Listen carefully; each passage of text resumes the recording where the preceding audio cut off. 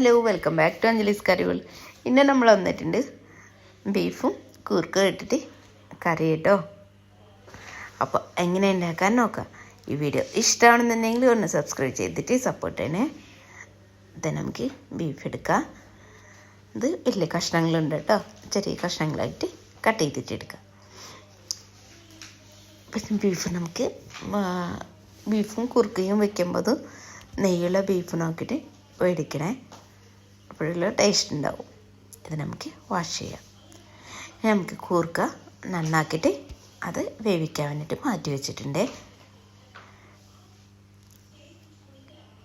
ഇനി ഒരു 5 വെളുത്തുള്ളിയും ഒരു 4 പച്ചമുളകും ചെറിയൊരു കഷ്ണം ഇഞ്ചിയും ഇതെല്ലാം കൂടിയിട്ട് ജസ്റ്റ് ഒന്ന് ചതച്ചിട്ട് എടുക്കുക. കൂർക്ക വേവിക്കാൻ വെക്കുമ്പോൾ കുറച്ചും മഞ്ഞൾപ്പൊടിയും കുറച്ച് ഉപ്പിട്ടിട്ട് വേവിക്കാൻ വെച്ചിട്ടുണ്ട് കേട്ടോ. നന്നായിട്ട് വേവാൻ ആവശ്യമൊന്നുമില്ല. ഇതെല്ലാം കൂടിയിട്ട് ചതച്ചിട്ട് എടുക്കാം കേട്ടോ.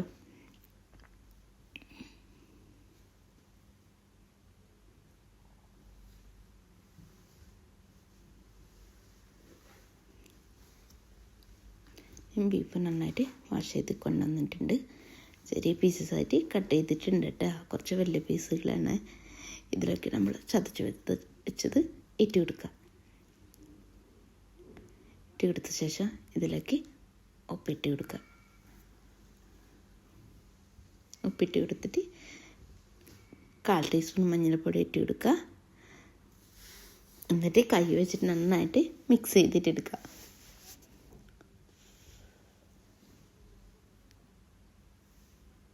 നന്നായിട്ട് മിക്സ് ചെയ്ത ശേഷം ഒരു 10-15 മിനിറ്റ് ഒന്ന് റെസ്റ്റ് ചെയ്യാനായിട്ട് വെക്കാം കേട്ടോ. ആ മസാലയൊക്കെ പിടിച്ചിട്ട് കിട്ടും.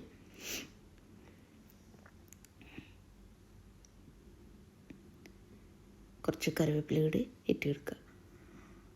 പിന്നെ ഇതിലേക്ക് 1 ടേബിൾ സ്പൂൺ വെളിച്ചെണ്ണ ഒഴിച്ച് കൊടുക്കുക. അതിങ്ങനെ മിക്സ് ചെയ്യുമ്പോൾ നല്ലൊരു സ്മെല്ലുണ്ടാവും കേട്ടോ. വേറെ പൊടികളൊന്നും ചേർത്ത് എടുത്തിട്ടില്ല. കുറച്ച് മഞ്ഞൾപ്പൊടിയും മാത്രമല്ല ചേർത്ത് എടുത്തിട്ടുണ്ട്. ഇനി ഒരു കുക്കർ എടുക്കുക. കുക്കറിലേക്ക് നമ്മൾ മിക്സ് ചെയ്ത് വെച്ച ബീഫ് ഇട്ട് കൊടുക്കുക.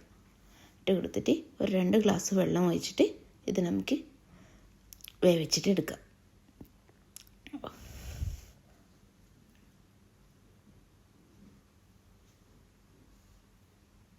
എന്നിട്ട് നമുക്കിത് വേവിക്കാൻ വയ്ക്കാം കേട്ടോ. ഇത് കൂർക്ക വെന്തിട്ടുണ്ടായിരുന്നു.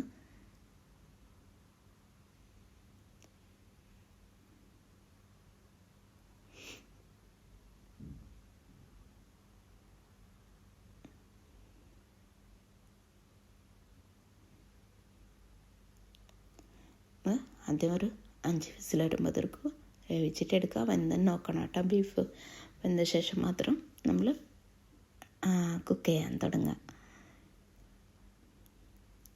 അതെ, 5 വിസിൽ വന്നിട്ടുണ്ട്. ഞാൻ ഫ്ലെയിം ഓഫ് ആക്കിയിട്ടുണ്ട്.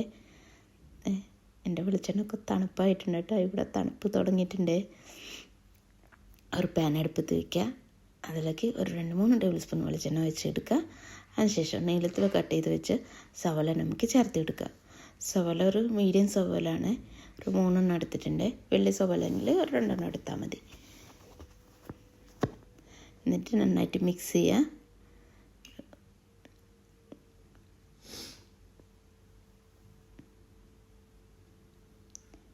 ഇതിലേക്ക് വേണമെങ്കിൽ കുറച്ച് കറിവേപ്പില ചേർത്ത് കൊടുക്കുക. ഈ സമയത്ത് എന്നിട്ട് നന്നായിട്ട് മിക്സ് ചെയ്യുക.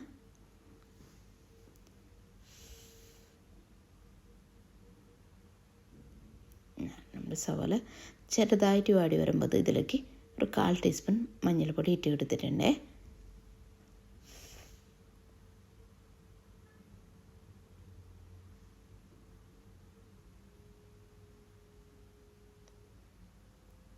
ഇനി നമ്മൾ ചതച്ച് വെച്ച ഇഞ്ചിയും വെളുത്തുള്ളിയും ഇതിലേക്ക് ഇട്ട് കൊടുക്കുക. ആദ്യം നമ്മൾ ഇഞ്ചി, വെളുത്തുള്ളി, പച്ചമുളക് ബീഫിൽ വേവിക്കാൻ വേണ്ടിയിട്ട് വെച്ചിട്ടുണ്ട്.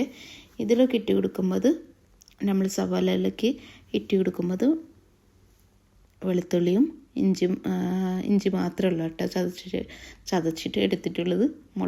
പച്ചമുളകൊന്നും എടുത്തിട്ടില്ല. ഇനി നമുക്കിതിലേക്ക് വേണ്ടത് 2 തക്കാളി കേട്ടോ. ചെറിയ തക്കാളിയാണ്, 2 എടുത്തിട്ടുണ്ട്. വലുതെങ്കിൽ ഒരെണ്ണം എടുത്താൽ മതി.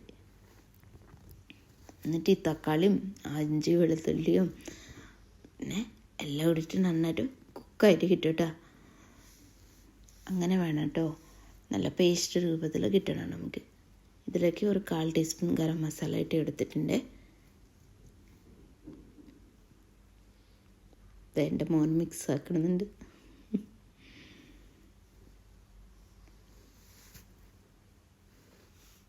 എന്നിട്ട് മൂടി വെച്ചിട്ട് എല്ലാം വെന്ത് വന്നിട്ടുണ്ടെന്ന് നോക്കാം കേട്ടോ.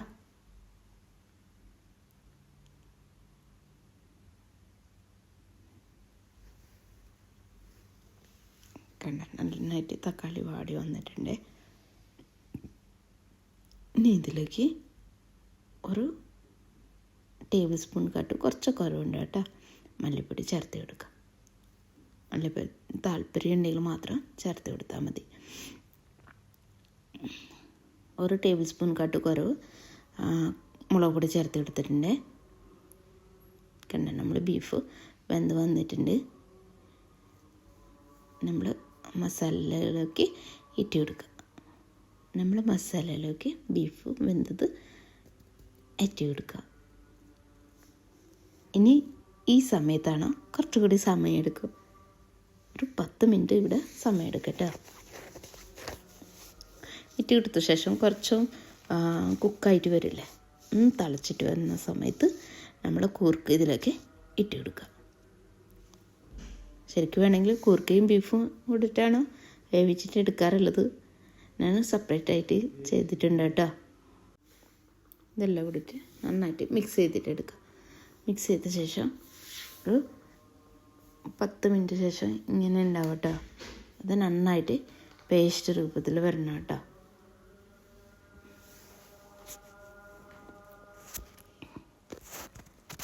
ഗ്രേവി ഒന്നും ഉണ്ടാവില്ല. ഇതിൻ്റെ കൂടെ നമുക്ക് വേണമെങ്കിൽ സാമ്പാറോ പരിപ്പ് കുത്തിപ്പിടിച്ച് കാച്ചി പരിപ്പുണ്ടാവില്ലേ, തൃശ്ശൂർ സ്റ്റൈൽ, അതാണ് കേട്ടോ എനിക്ക്. പിന്നെ ഇവിടെ ഇതിലേക്ക് 1 ടീസ്പൂൺ കുരുമുളക് ഇട്ട് കൊടുക്കുക. കുരുമുളകും കുറച്ച് കറിവേപ്പിലയും ഇട്ടിട്ട് ഇട്ട് കൊടുത്തിട്ട് നന്നായിട്ട് മിക്സ് ചെയ്തിട്ട് എടുക്കുക.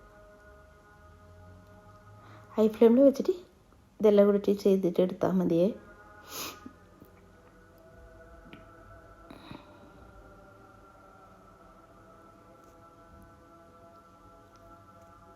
ഒരു 10 മിനിറ്റ് കഴിഞ്ഞാൽ ഇതിൻ്റെ കളർ മാറും ഇട്ടു കേട്ടോ. നമ്മൾ മുളക് പൊടി ചേർത്ത് കൊടുത്തിട്ടുണ്ടല്ലേ, അതവിടെ ചേർത്ത് കൊടുക്കാതെ കുരുമുളക് മാത്രം ചേർത്ത് കൊടുത്താൽ നല്ല ബ്ലാക്ക് കളറായിട്ട് കിട്ടും കേട്ടോ.